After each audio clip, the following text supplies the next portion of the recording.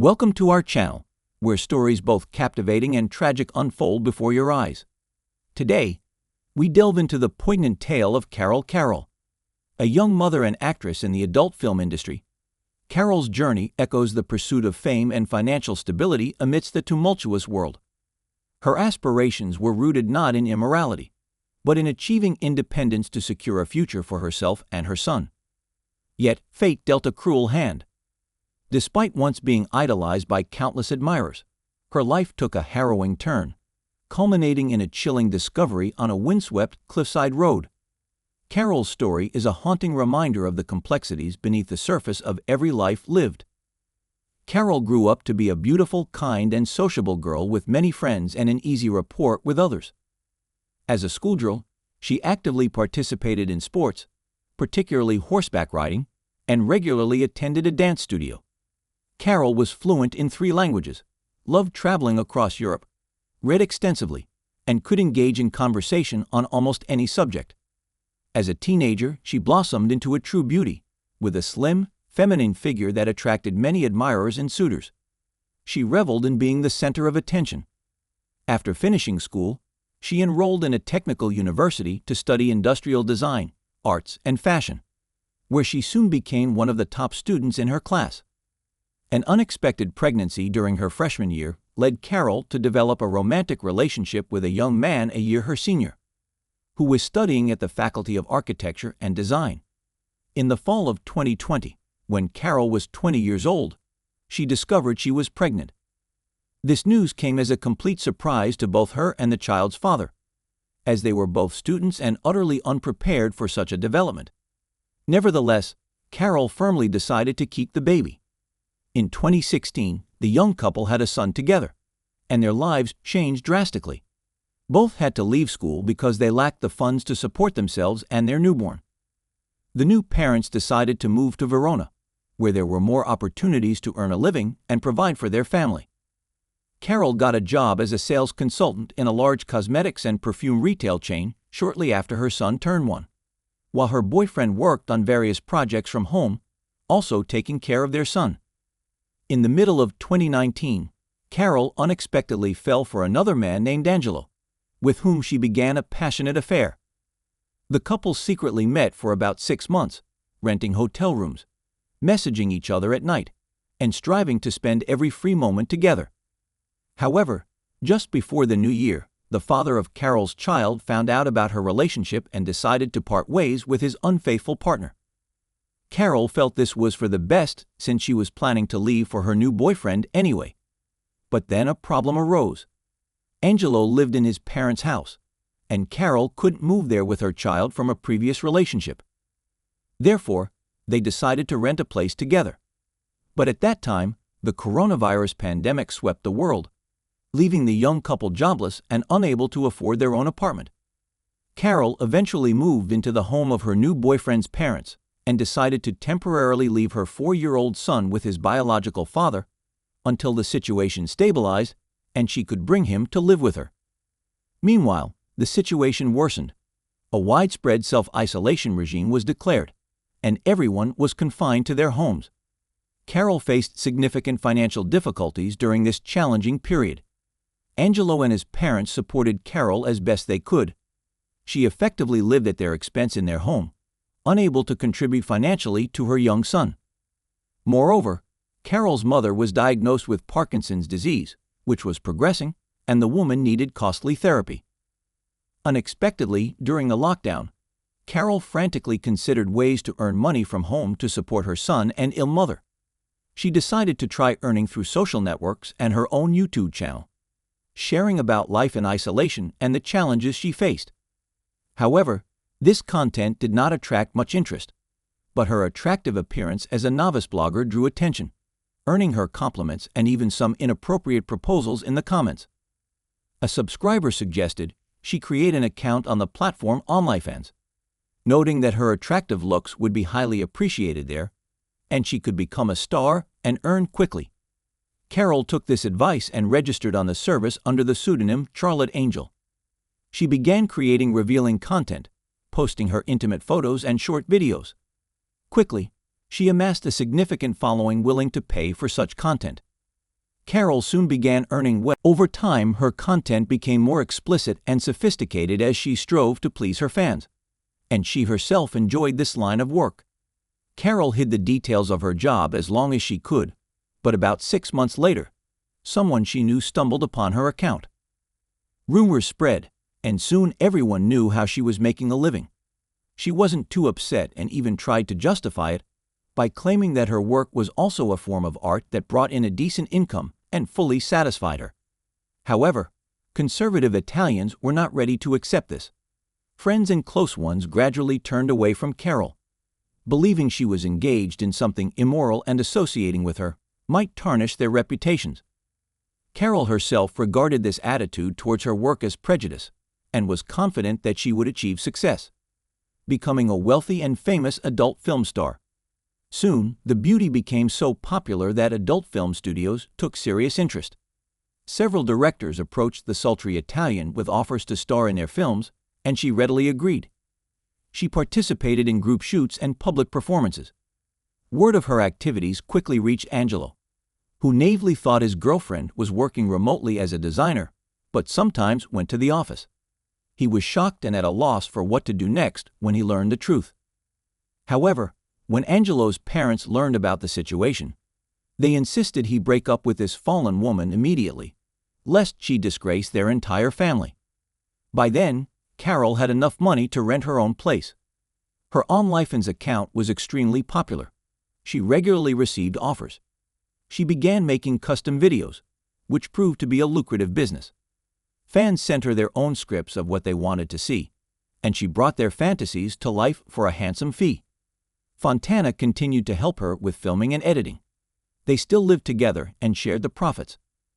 In September 2021, Carol met an actor named Salvatore Galdo on a film set, who became her partner in several explicit films. However, real feelings ignited between them, and they started a romantic relationship. They dated secretly, fearing what David might do to her new lover. She waited for the right moment to tell the banker everything and break up with him for good. A few months later, Galdo gave her an engagement ring, asking her to become his lawful wife, and she joyfully accepted. By the end of the year, Carol had saved enough money to buy her own home. She planned to take her son, marry Salvatore, and finally decided to talk to Fontana. Surprisingly, he took the news calmly. It seemed he understood everything and was ready to let her go to her new lover. However, they still had several unfinished projects for which they had already been paid. So they agreed to complete the work and then peacefully part ways forever. The mysterious disappearance of Carol at the beginning of 2022 shocked many. She stopped appearing in films, ceased online streams, didn't communicate with colleagues, and accepted no new offers from directors. Many knew she had planned to leave the industry, so they assumed she had done just that. However, even her friends and fiancé, who were very concerned, couldn't reach her. Carol didn't answer calls but responded to messages in messengers, claiming she was fine, had decided to radically change her life, and needed time for herself. To her fiancé Salvatore, she wrote that she had contracted COVID-19, was self-isolating, and they couldn't see each other for a while. Apparently, this explanation satisfied him as he did not raise the alarm. On social media, new posts occasionally appeared on her account, but she hardly interacted with anyone, limiting herself to terse and brief responses. According to the latest photos on Carol's page, she had gone on a seaside vacation without telling anyone. Parts of an unidentified body in bags were discovered on March 20, 2022. A passerby walking along the outskirts of the Italian community of Borno on a road along a rocky cliff was suddenly drawn to large black trash bags lying on the slope near a body of water. The area was scenic and deserted, so the man was annoyed that someone had decided to dump trash there. He went down to the nearest bag and tried to lift it, but it was quite heavy. The real horror struck him when he saw human fingers poking through the torn polyethylene. The man immediately reported his gruesome discovery to the police, and the responding officers found 4 bags containing a human body divided into 18 parts. The remains were so disfigured that identification seemed impossible. Forensic experts determined it was a young woman who had died at least 2 months earlier. but they could not establish the cause of death. The body had been in a freezer before someone dumped it off the cliff. Presumably, the criminal drove here, simply throwing the bags down, hoping that in such a secluded place, they would remain undiscovered for a long time. The bags tore on impact, causing some of the contents to spill out. Clearly, the criminal had done everything possible to keep the remains unidentified for as long as possible by removing all distinctive features. Pieces of skin were cut off in areas likely covered by tattoos. However, parts of these tattoos remained but were severely damaged. The skin in those areas had been burned with hot objects, cut, and doused with acid. Nevertheless, by piecing together bits of the tattoos and comparing them with a database of missing persons, the police concluded that no one was looking for a woman with such features. This was odd, leading to the speculation that the deceased was not local. This remained the belief until a news report about the body was broadcast, asking anyone who might recognize the described features to come forward. Soon after, a woman who appeared in adult films came to the station and said that based on the description of the tattoos, she recognized her colleague who had disappeared in early January. The actress mentioned that the deceased worked under the pseudonym Charlotte, but she did not know her real name. This information proved crucial, as law enforcement now knew what the girl looked like in life, and they quickly established her identity and real name: the peculiar fiancé. As soon as the deceased's name became known, it was revealed that she had gotten engaged to her colleague Salvatore Galdo shortly before her disappearance.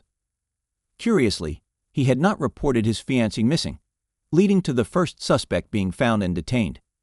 However, the man was clearly upset by the news of his beloved's demise and puzzled as to why he himself was under suspicion.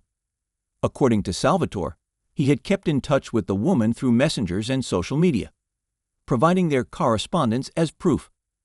Thus, he had no idea that Carol had long been deceased. He claimed that his beloved had contracted COVID-19 earlier in the year and was self-isolating, which is why he hadn't visited her. When police asked why he hadn't called her to check if she needed help, he said he had spoken by phone with Fontana, who was nearby and had promised to look after the woman. The fiancé's story was disjointed and unconvincing, but his testimony brought a second suspect into the case who needed to be detained and interrogated. However, there was no need to search for David, as he himself turned up at the station the next day to report a person missing. The horrifying truth: Fontana obviously did not expect the body to be found so quickly, so he hadn't been following the news. When he learned that Carol had been found and identified, he became alarmed but still believed the detectives would not track him down. However, when the police arrested Salvatore, the man realized this person would lead law enforcement right to him, as they had communicated by phone and he had concocted a story about COVID-19, promising to take care of his fiancée. David was visibly nervous, consistently contradicting his own statements, and the story he told was highly implausible. According to him, he and Carol had been very close, but they hadn't seen each other for several months, and she had stopped making contact. He couldn't explain why he had only contacted the police now. Under pressure, Fontana eventually began to testify, confessing that he had accidentally ended Carol's life. He claimed that in early January, they were filming extreme content for a client who had paid a large sum.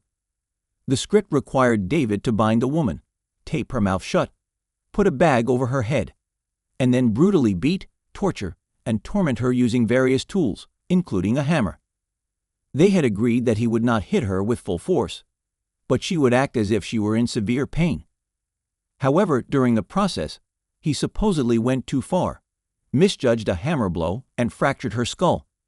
When he removed the bag from her head, he saw she was in death throes. Instead of calling for medical help or trying to assist her, he, out of mercy, decided to end her suffering with a final hammer blow.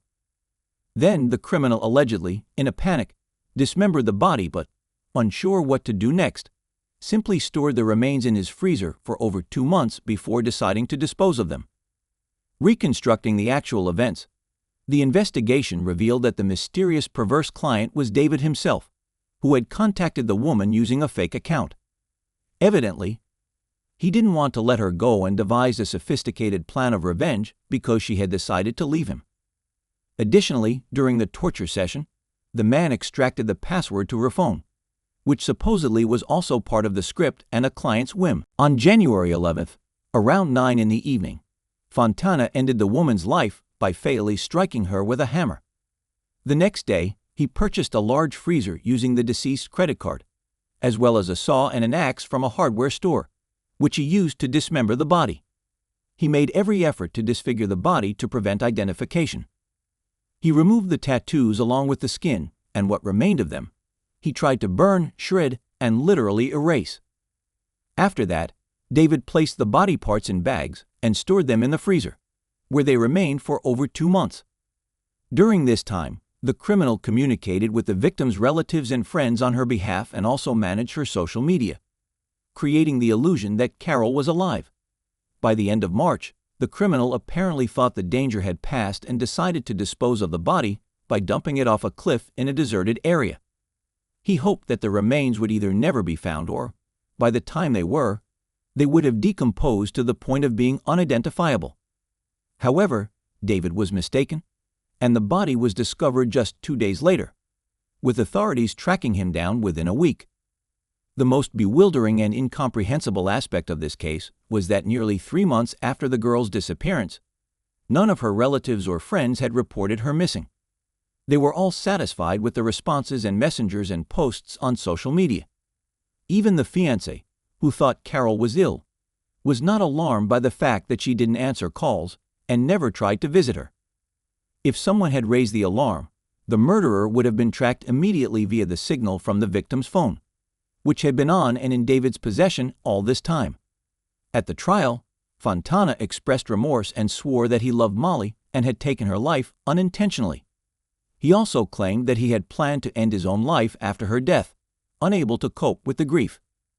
Naturally, such a statement sounded foolish, and nobody believed him, but the defense insisted that the incident was indeed an unintentional act of violence, despite the fact that the defendant himself had commissioned the recording of the brutal video. On June 12, 2023, the court found Fontana guilty of manslaughter and sentenced him to 30 years in prison. He was also ordered to pay compensation to the deceased son in the amount of 200,000 euros, as well as 100,000 euros to Carol's mother and 50,000 euros to the father of her child. Surprisingly, the manner of assassinating was not deemed cruel, and the dismemberment of the body was not considered an aggravating factor, so the criminal could potentially be eligible for parole. March 14, 2003, The Hobbit Pub, Southampton, England. On that evening, everyone at this pub was chilling out. Among them were a girl named Hannah Foster and her friend. Both of them were having a great time there. When they felt it was getting late, both friends left the pub by 10:50 p.m. Now, since it was quite late at night, Hannah Foster's friend caught a bus from a road named Portswood and had it home. On the other hand, Hannah started walking home because her house was just 800 meters away, roughly 0.5 miles. 3 people lived in Hannah's house: her father Trevor Foster, her mother Hilary Foster, and her younger sister Sarah. The Fosters were early sleepers and early risers, so they usually went to bed early. They assumed that their daughter would come home, eat, and then go to bed on her own. However, when Hannah's mother woke up at 5 o'clock in the morning, she couldn't find Hannah anywhere in the house. Normally, it wouldn't take Hannah more than half an hour to come home, but now several hours had passed. Therefore, Hannah's mother Hilary called her daughter, but Hannah wasn't answering any calls. After this, gradually, Hannah's father and younger sister also came to know about her. Following this, Hannah's father Trevor Foster calls the girl with whom Hannah went to the Hobbit pub the previous night, but she tells the same story that I've already told you. After this, Hannah's family also tried to find her themselves, but by now, it was already 10:30 in the morning, so Hannah's father starts to worry a lot about his daughter. Because of this, he goes to the Southampton police station and files a missing complaint for him. Now, the police start investigating the missing person case from their side and first trace her phone. Well, the good thing was that Hannah's phone was active, and the police traced the phone through the mobile. Upon speaking to the company's supervisor, it was found that on the morning of March 15th, Maninder Pal came to work with marks on his face. whereas there were none the previous day on the 14th. Additionally, on March 15th, Maninder only worked half a day and then took the remaining half off, citing back pain. However, it was later discovered by the police that Maninder hadn't returned to work since that day. Upon hearing the whole story, investigating officers, along with forensic experts, arrived at Halewood Company. Subsequently, the van driven by Murr was thoroughly examined by forensic experts, who found traces of biological evidence in his vehicle. With all this evidence, such as Murr Pal's disappearance, and finding biological evidence in his van, they were pointing fingers directly at him for his murder. Apart from this, the police once again scrutinized Murr Pal's van through CCTV cameras. It became clear from the footage that Murr Pal had taken his van to the recycling center on the night of March 14th, where his body was found. His van had also passed through that road. Murr Pal had now become the prime suspect for the police. Therefore, they embarked on the search for Murr, starting with his home address obtained from the sandwich company where he used to work. There, Murr Pal's family used to live. But upon reaching there, the police learned something that completely changed the course of the case.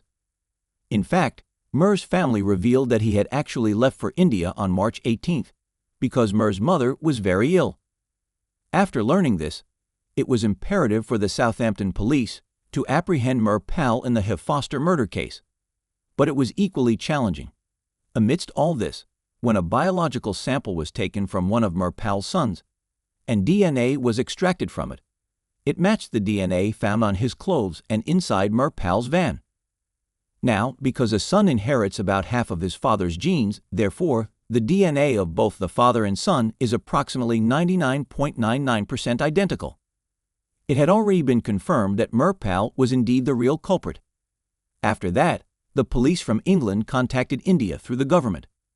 Since Murr Pal's ancestral home was in the city of Chandigarh in India, assistance was sought from the police there. Subsequently, the Chandigarh police obtained the address of Murr's house and reached there.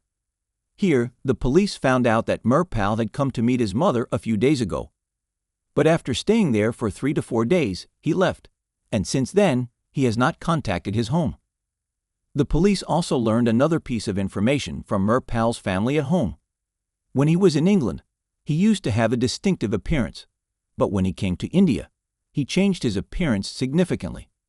Until now, his parents had also found out about their daughter's case, and they were also waiting for closure. But now, the Chandigarh police were not giving this case much priority. By this time, the news of this case had not even appeared in the Indian media, so normal people didn't know much about it. As time passed slowly, there was not much progress in the investigation. A considerable amount of time had passed, so his parents took it upon themselves to seek justice. Then, about 15 months after their daughter's death, on July 10, 2004, they came to India. At this time, they were only in India for 10 days. After that, they came straight to Chandigarh and spoke to the local media there, appealing to catch their daughter's killer, Murr Pal. Apart from this, his parents had separate pictures of Murr. In one photo, he had his distinct appearance, while in another photo, he had changed his appearance significantly. It was easy to identify him through these pictures. After this, Hannah's parents waited for a few days, but then they decided to go to Delhi because there are national and international media offices everywhere. And I made a promise that we wouldn't break or pillow was B. After this step by Hannah's parents, the news of their daughter's murder spread throughout India. Within 24 hours, the headline of every newspaper and news channel became Hannah Foster and Maninder Pal. Here, Hannah's parents also arranged 3 hotlines so that anyone who knew about the murderer could call this number. The Southampton police here announced through a news agency called The Sun that they would give 5 million Indian rupees to the person who provides any information about Maninder Pal. By now, this news had spread like wildfire throughout India. Then, on July 15, 2004, a car driver residing in the city of Darjeeling in the state of West Bengal, India, called a retired police officer whom he knew. Now, this police officer had already retired. The driver called the officer and told him, "There is a man who has been living here for a few months. and his appearance resembles that of Hannah Foster's killer as shown in the news. He started appearing here shortly after Hannah's murder. Upon hearing the driver's words, the retired officer immediately set out to see this man. The officer remembered Maninder Pal's face because they were following this case through the news channel. Afterwards, when that driver showed the police officer the man, the officer was quite surprised. Then he immediately contacted the local police, and the local police caught Maninder Pal in the bus going from Sempong town to Nepal. Here, the police found out that Maninder Pal was planning to flee to Nepal after seeing his news on TV channels and newspapers. Besides, the police also found out that Maninder Pal had changed his name to Mike Davis in West Bengal. In addition to Maninder, there was also a woman on the bus, and then it was revealed that Maninder had remarried after coming to India. Now, Maninder was arrested and brought to Delhi, and during the custody of a few days here, Maninder confessed of his crime. Then he told the whole story of how he murdered Hannah that night. The story was something like this. Actually, on the night of March 14, 2003, Maninder was parked on that road, drinking in his van where Hannah passed by. But when he saw Hannah, bad thoughts started coming to his mind. Afterwards, he forcibly kidnapped Hannah and placed her in the van. Although there, Hannah requested to be released from Maninder. He paid no heed to her requests. In the meantime, Hannah also called the emergency helpline number. But due to Maninder's presence, she couldn't say anything. This led the call operator to believe it might be a misdeal. Later, Maninder took Hannah to a deserted area and raped her. However, after committing the crime, he realized that if he lets Hannah go alive, she will go to the police and file a complaint. Therefore, Maninder strangled her to death. Then he disposed of Hannah's body where it was found on March 15th. The next day, Maninder took half a day off from work under the pretext of back pain. But he had Hannah's mobile phone and handbag with him, so he dumped them in a recycling bin at the city recycling center. Afterwards, he goes to one of his friends and asks for some money on loan because he had to go to India to meet his sick mother. However, his friend doesn't have as much money as Maninder needed. Then, Maninder comes back home and also tells his British wife that his mother is sick in India, and he needs to go there and requires some money.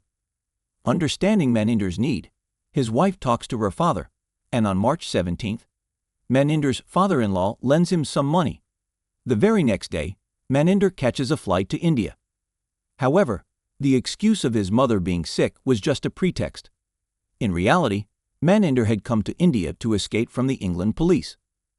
Upon arriving in India, Maninder goes to Chandigarh, his ancestral home, meets his mother, but here he completely changes his appearance. After changing his appearance, Maninder goes to Darjeeling, and after some time, he changes his name and marries another woman there, where he starts living thereafter. Now, because neither anyone in India knew about Hannah Foster's murder nor about Maninder Pal, Maninder wasn't caught for 15 months. But then, when Hannah's parents come to India, only then is Maninder caught. Anyway, after that, Maninder is brought to Delhi, and then on July 28, 2004, giving an interview to a news channel, he confessed his crime on TV. But upon the whole incident while confessing, Maninder denies and says, "That night, I had drunk a lot. I didn't want to kill Hannah. But when I looked her, then Hara started threatening to complain to the police, although I threatened her a lot, but she didn't agree. 3, which led me to kill her. I bad L, but that my mother is very ill in India." However, in August 2004, Maninder Pal changed his statement. He said, "I didn't do all this willingly, but it was done to me forcibly." After this statement, Maninder was placed under judicial custody in Delhi, and then the process of extradition to Britain begins.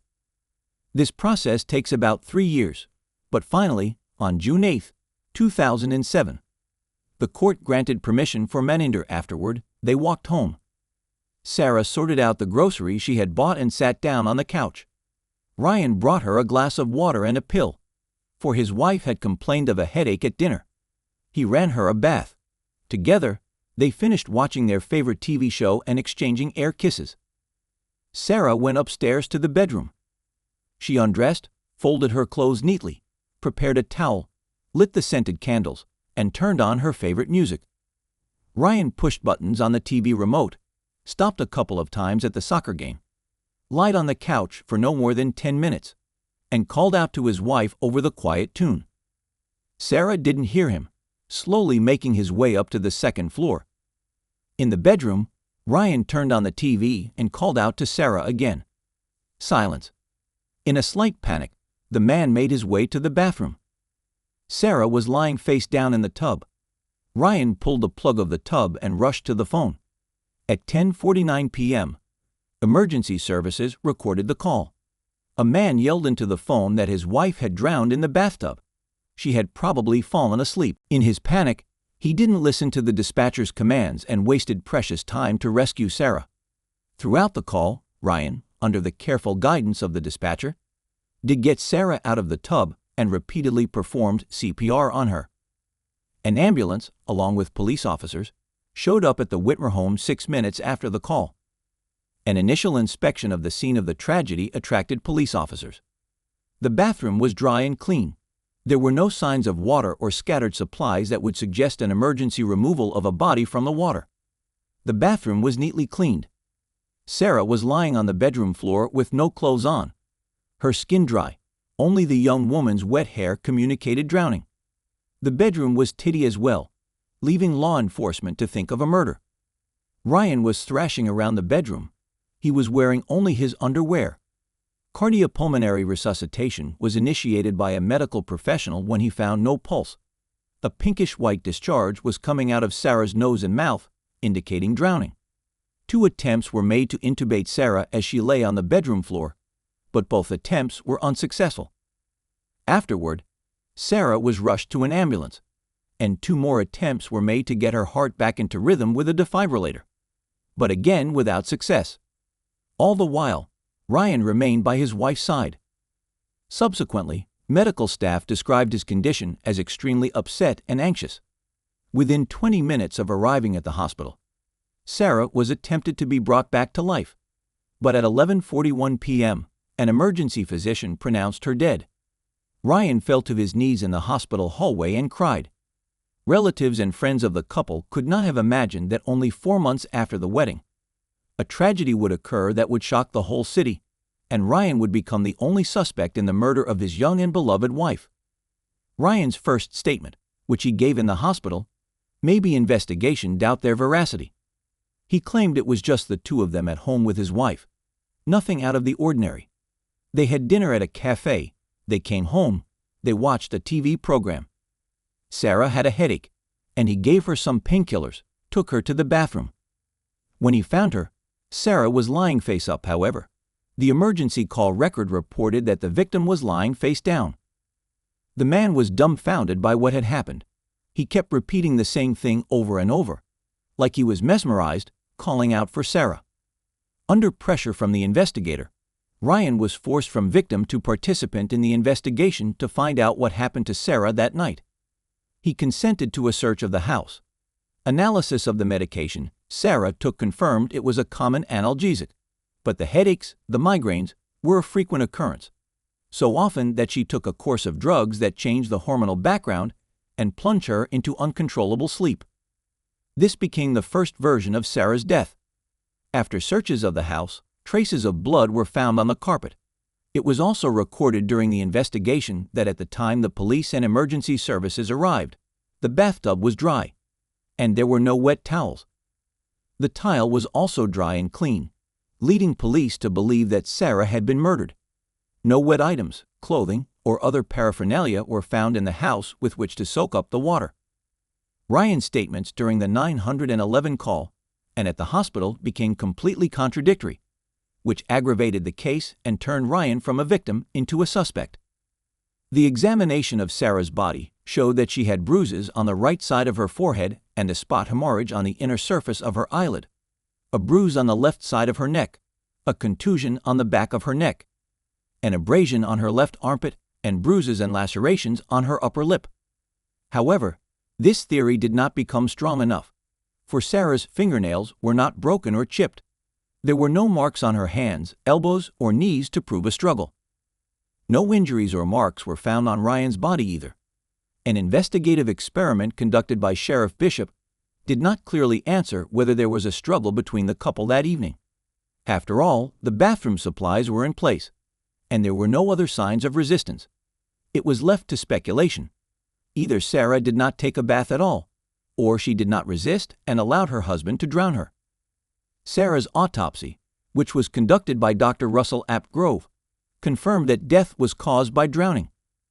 Along with this, multiple muscle hemorrhages in the front of the neck and multiple contusions to the scalp were noted. These injuries were determined to have occurred prior to the woman's death, but how and where were they sustained? The investigation went around in circles with no answers. Toxicology tests showed no illicit or alcoholic substances in Sarah's blood. On August 13, 2008, Ryan was arrested on suspicion of aggravated murder of his wife. The charge was based on an emergency call, a scene that did not match reality, and injuries on Sarah's body. This was enough to charge him with drowning his wife. Ryan and Sarah were very much in love with each other, as confirmed by friends and neighbors. They never argued or fought in public. They made plans for their lives. What was the secret that caused their tragic deaths? In March 2009, the first court hearing began. Emergency dispatcher Ron Cronenberger, who took the call, is presented as a witness. He described the conversation with Ryan as nonchalantly calm. He also made several statements about Ryan's actions during the call, stating that it sounded like he was just blowing into the tube, pretending to perform CPR. The prosecution argued that the 911 call, the scene, and Sarah's injuries were enough to prove that Ryan killed her, forcibly holding her underwater by drowning her in a bathtub. The main piece of evidence in the case was the bathtub. Police checked the bathtub for fingerprints and found streaks supposedly left by human hands. The marks were located closer to the middle of the tub. Using a reflected ultraviolet imaging process, fingerprints and smears were found on the tub.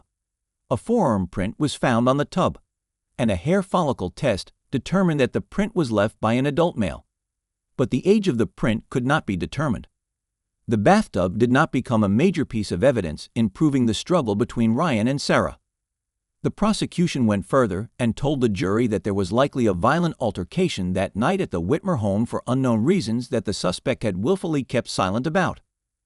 They called an expert to testify that it was impossible to fall asleep and drown in a bathtub unless illegal drugs or alcohol were involved. According to their testimony, the sensation of water on the face could have awakened the person or caused the gag reflex to enter the airway.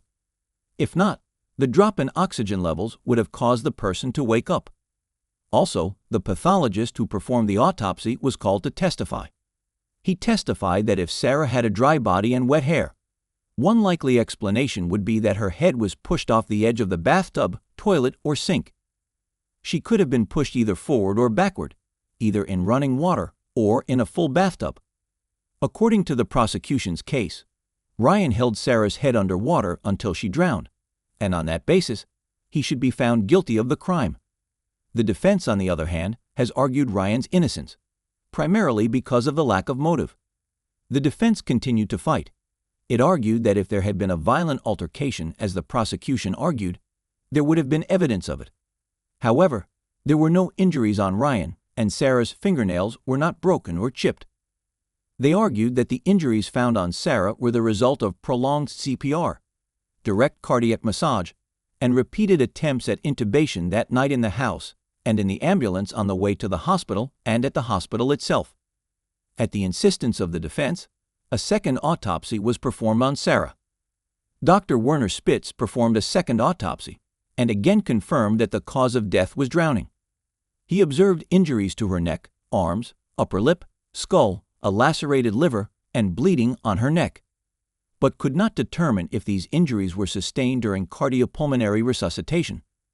Those present argued that EMTs attempted to resuscitate Sarah for approximately 45 minutes, and that the areas of bleeding deep inside Sarah's neck likely came from an IV that had been inserted into the area because the EMTs were able to access the veins in her arms. Instead of ruling it a homicide, Dr. Werner Spitz ruled that Sarah's death was undetermined. The defense built its evidence base on the fact that her skin was dry because it dries faster than her hair. By conducting their own experiments with drying out her skin, they also said that when Ryan first found his wife unconscious, he instinctively pulled the drain plug, trying to figure out how to help her, and called emergency services. This sequence of events explains why her body was drier than expected. The water had drained in the bathtub even before Ryan called 911. An experiment conducted by an expert witness showed that a person emerging from the water can dry out in 7 minutes. A second court hearing was scheduled in May 2010.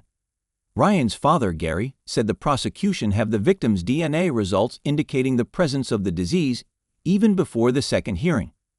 But the prosecutor refused to release the result because he did not believe it would have changed the jury's verdict. However, it remains unknown whether the jury's verdict would have changed if they had received credible evidence of Sarah's medical condition that could have triggered the drowning.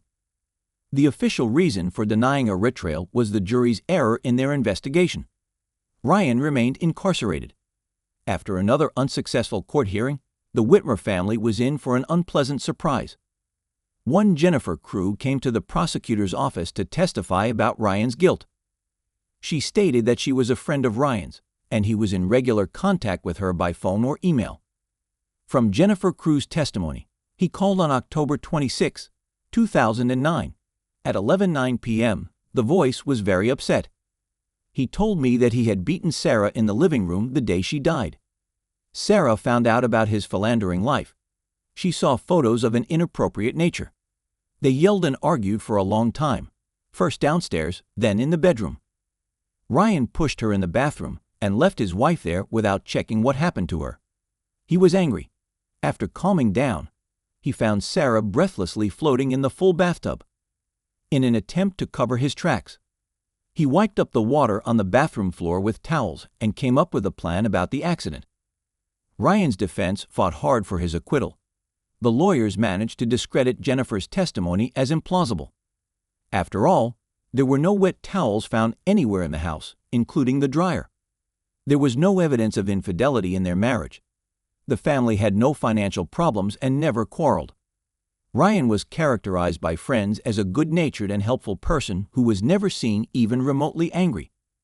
Ryan would not have benefited from his wife's death, as there was no life insurance policy. Before the third trial began, Jennifer Crew was able to be discredited and kept out as a witness. Evidence of her past philandering and convictions for petty theft helped. The call in which Ryan allegedly gave her a confession to was not corroborated. In January 2011, there was a third trial on newly discovered evidence. The defense presented an opinion on Sarah's medical condition that could have provoked the sudden loss of consciousness and resulting drowning. Several medical experts testified that existing conditions of cardiac or neurological defect could possibly have provoked the loss of consciousness. But medical experts called by the state denied these claims. Sarah's co-workers were called to the court hearing and revealed that she regularly slept in her car before starting her work shift at the dental clinic. She was often plagued by allergies and sharp stomach pains. Dr. Benjamin Mesmer, a dentist at the clinic where Sarah worked, said that on the day Sarah died, she complained of both a headache and stomach pain. Later that evening, a friend was talking to Sarah, and Sarah mentioned that she had a headache and pain in the back of her neck. Her friend said she looked very tired. Sarah's ability to fall asleep easily in unexpected places became a well-known joke among those who knew her. One friend even suggested that she suffered from narcolepsy. Narcolepsy is a sleep disorder in which people feel very sleepy throughout the day. Sufferers of narcolepsy find it difficult to stay awake for long periods of time. They must have several brief sleep phases throughout the day to live a full life. Sarah's mother's testimony ruled out the narcolepsy theory. Speaking as a prosecution witness, Sarah's mother, Ruth Ann Stewart, denied her daughter had sleep problems. Sarah was a robust child, regularly monitoring her health. She had a regular daily routine. I never observed her to be excessively sleepy. Medical staff regularly underwent full medical examinations. Sarah worked as a dental hygienist. The last examination carried out during a woman's lifetime showed that she was perfectly healthy. The aforementioned witnesses and testimony about Sarah's regular sleepy state were also inconclusive. An expert in biomedical engineering, human factors engineering, and biomechanics of injury testified for the defense and opined that Sarah's injuries were not consistent with a forced drowning. Had Ryan attempted to drown her face-to-face, injuries to the small bones of the neck and defensive wounds to the arms and legs would have been expected if he attempted to strangle her from behind. Injuries to the victim's knees, hips, and pelvis would have been seen, but none of these injuries were discovered during Sarah's autopsy. The defense argued that they had no explanation for what caused Sarah's death that night, but emergency medicine expert Dr. Dave Smile testified that there are about 300,000 episodes of sudden death each year nationwide, and only 2% of them occur in people under the age of 35. In 33% of them, autopsy findings were normal with no evidence of cardiovascular, neurologic, respiratory, or central nervous system involvement. He also agreed with the previous statement that given the extent of the resuscitative measures performed on Sarah, he was genuinely surprised that more injuries were not found on her body. The jury was asked to consider all the facts of the case and realized that Ryan had no reason to harm Sarah. There are certain situations where people die, and their autopsy may never reveal the cause. The defense urged the jury to look at all the facts surrounding the case. Ryan had no reason to harm Sarah. Once again, the defense was defeated after about 12 hours of deliberation. Ryan was found guilty of murder and sentenced to 15 years in prison. The jury based its decision on the lack of water on Sarah's body and in the area around the bathtub, Ryan's history, and the belief that his 911 call was orchestrated. The third trial juror felt that Ryan's demeanor in court was one of the main reasons he believed he was guilty. When the autopsy photographs were shown, they felt that Ryan showed absolutely no reaction. Ryan did not take a stand, although he addressed the court after the verdict was announced. "I love my wife. I didn't hurt her. I wasn't given a chance the day after her death. I'm charged with murder. If I had an answer, I would tell you what happened to her, but I can't. I wasn't in the bathroom with her. I love my wife, and I didn't hurt her." Ryan's family has defended him very zealously. They've invested their life savings in lawyers. They picket at the courthouse every time he's in court. A tragedy that happened more than 10 years ago still brings like-minded people together. The last hope to exonerate Ryan Whitmer is DNA testing. Genetic material plays an important role in contested and evidentiary charges or exonerations in unspecified deaths. But what makes this case unique is the requested DNA of the victim, not the convicted person. Ryan's attorneys are seeking a court order to disclose the DNA so it can be tested for genetic disorders such as prolonged QT syndrome. LQTS is a potentially life-threatening condition, accompanied by prolongation of the QT interval on a 12-lead ECG, syncopal conditions, and a high risk of sudden cardiac death. It's a disorder of heart signaling that can cause sudden fainting and seizures, according to the Mayo Clinic. Young people with LQTS have an increased risk of sudden death. Some people are born with the altered DNA that causes LQTS, and this can occur later in life. Unfortunately, a Warren County judge has already denied Ryan Whitmer's request to have Sarah's DNA tested. Listening to all three trials, I never saw a motive, but again, the prosecutor doesn't need to prove it. It's just very unusual in a murder case to not have any motive, commented former Hamilton prosecutor Mike Allen. Ryan Whitmer is currently awaiting a motion for his release in federal court. Ryan has been in prison for 14 years, and unless a federal judge rules in his favor, his first chance for release will be in July 2025. With each passing year, I hope that next year will be the year that I will be free because I loved Sarah, and I didn't hurt her. Innocence of a crime alone is not grounds for exoneration, said University of Cincinnati law professor Donald Custer, who is also an attorney with the Ohio Innocence Project. You have to prove that there was a constitutional error in the judicial process. Whitmer will have his first chance at parole in 2025, but attorneys say it's unlikely he'll get parole because the parole board is most favorable to inmates who are remorseful. But Ryan Whitmer continues to insist he's innocent. Mindy Morgan Stern, 22, was a senior at Valley City State University, but lived in an off-campus apartment. On September 13, 2006, her friend Tony Ballman went to her place after Mindy had not answered the phone all day. Tony knocked on the door, but no one answered. The door was unlocked, so she decided to go inside. She wasn't ready for what she had to face. Mindy was born on April 29, 1984, in Bogota, Colombia. She and her sister became adoptive children of Eunice and Larry Morgenstern, farmers from New Salem, North Dakota, USA. Larry and Eunice already had one daughter, Rebecca, but they always dreamed of a big family. First, they adopted a boy named Michael, and then, 10 years later, they adopted a girl from Colombia named April. When Larry and Eunice discovered that April had a younger sister, Mindy, they adopted her too. Thus, Eunice and Larry had 4 children, 3 of whom were adopted. Mindy was their youngest child. Life on the farm was perfect for her. She loved to ride horses and play basketball. She helped her parents on the farm and even drove a tractor herself after graduating high school. Mimi moved from New Salem to Valley City and immersed herself in student life. Being an outgoing and cheerful person, she quickly made many new friends. Mimi combined her studies and working as a waitress at a local restaurant. It seemed like the best years of her life were ahead of her. But all her plans and dreams got ruined. It was rather unusual for Mimi Morgenstern not to answer her cell phone or call her friends back. But that's what precisely happened on September 13, 2006. That's why her friends, Tony Ballman and Danielle Holstrom, decided to check on her and went to her apartment. When they stopped on the other side of the street from her apartment, they saw Mimi's car in the parking lot. Danielle stayed in the car, and Tony went to Mimi's apartment on the 2nd floor. She knocked on the door, but no one answered.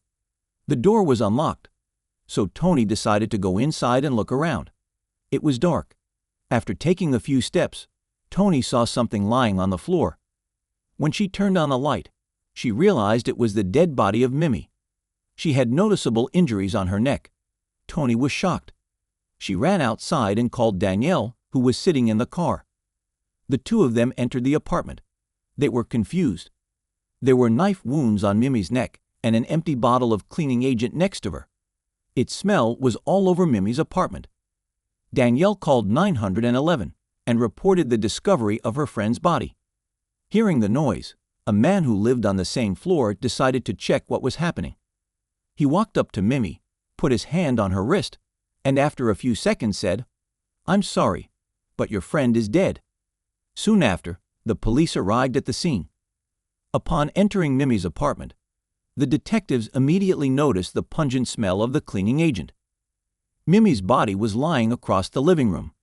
She had a belt wrapped around her neck and a broken knife sticking out of it. Its handle was lying next to her.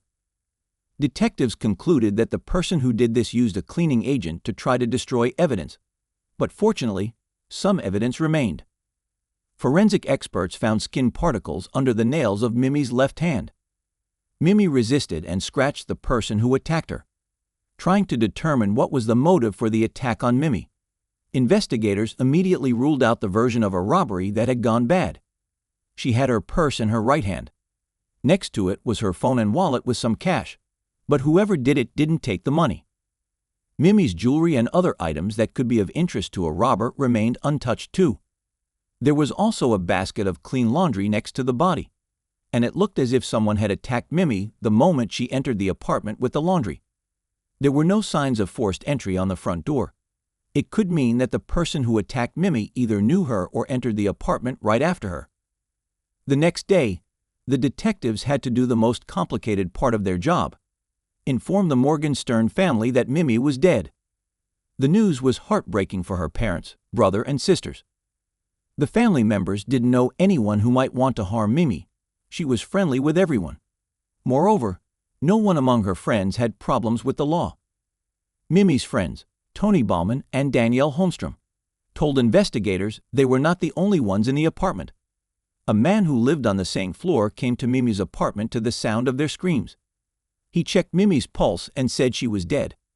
When investigators talked to the man, he said he checked her pulse with the back of his hand so as not to leave his fingerprints on Mimi's wrist. It seemed strange to the investigators. This man's name was Robert Lind. He had several scratches on his hands, which made him a suspect in this case. The police took him to the station to ask some questions, and the number of those questions increased when they checked Robert Lind's background and found that he had problems with the law. They asked him about the scratches on his hands, and he said he had injured himself at work. According to him, he often had scratches on his hands because he worked with steel. When asked how he spent the previous day, he replied that he had been at work since 7 a.m. and returned home at about 5:30 p.m. The investigators contacted his employer, and the latter confirmed it. He also confirmed that his employees often had scratches on their hands due to the job specifics. Although his alibi checked out, investigators were not ready to exclude Robert Lynn from the list of suspects. They asked him to provide a DNA sample, and he agreed. The police sent the sample to the lab for comparison with the one found under Mimi's fingernails. The police interviewed all of Mimi's friends, but it didn't bring any results. Everyone said that Mimi had no conflicts with anyone. While waiting for the DNA results, the investigators interviewed her other neighbors. One of those who lived in the same building as Mimi was a corrections officer from the Barnes County Jail, Mo Gibbs. Gibbs knew the investigators involved in the case. They decided to talk to him, hoping he had seen or heard something. After all, being a corrections officer, he probably paid attention to things that other people didn't notice or considered unimportant. Mo Gibbs said that he served in the Navy from 1990 to 1999, but then he was fired for assault and served a prison sentence. However, he had no more law problems after becoming a free man again. Before becoming a corrections officer, he worked as a college guard. He allegedly had a night shift the day before Mimi died. In the morning, he returned home and started loading boxes into the car because he, his wife, and his stepdaughter were moving to another apartment. Mo said he didn't see or hear anything unusual. However, there was one thing that caught his attention, and it was the strong smell of the cleaning agent. But he didn't bother to check where the smell came from because he was busy moving. Mo had scratches on his hands. He said he had injured himself while carrying the boxes. When the police asked Mo if he had ever been to Mimi Morgenstern's apartment, the man stated that he had been there once when he helped Mimi carry a laundry basket to her apartment. Investigators asked Mo Gibbs to provide a sample of his DNA for comparison, and he agreed without much hesitation. They let him go after taking his DNA sample. Investigators wanted to talk to everyone who knew Mimi well. They went to the restaurant where she worked and interviewed her colleagues. They found out that there was a visitor who made Mimi nervous. He lived in a trailer near the restaurant and went there almost daily. He was acting strangely, and Mimi said she felt uncomfortable around him. This man's name was Ralph, and the police decided to question him. He denied any connection to Mimi's death, saying he didn't know who she was at all. According to him, he never quarreled with anyone in that restaurant. Ralph did not have a reliable alibi, but he provided a sample of his DNA, which the police also sent to the laboratory for comparative analysis. Next, the investigators decided to chat with Mimi's boyfriend, Jordan Ram. He, like Mimi, came from a local farming family, and their relationship lasted more than a year. They went to the same church, and that's where they met. Jordan had no problems with the law and had a good reputation in the city. Jordan seemed devoted to Mimi. He often took her home to spend time with his family.